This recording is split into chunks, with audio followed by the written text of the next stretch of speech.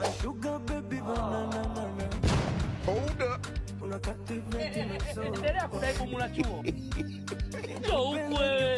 Really, nigga? We are in business. We are in business now. Baby, unajua leo natakiwa niwahi kwenye interview. Kwa hiyo kama Mungu akijalia nikapata ile kazi, nadhani mshahara wangu unaenda kuwa milioni 2 kwa mwezi. Kwa hiyo lazima niwahi. Wewe acha usikaribie mudi, wazungu wanakuambia live. Wewe what do you mean by that? Baby, alikuwa serious basi. Nataka kabla hujaenda kazini ni picha asubuhi. Baby, unajua Shut up, you. Leo nataka nikuproduce wangu wote nao. Nachoka. Kila kazini nikumbuke nini tu. Wait a minute. Bariki wengine pia utaniua na baraka. Oh my God. Utanivunja na baraka. okay, sawa.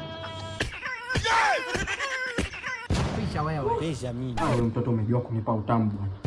Kumbe wewe fundi kiasi hichi. Usijali bwana baby. Mimi niko kwa ajili yako.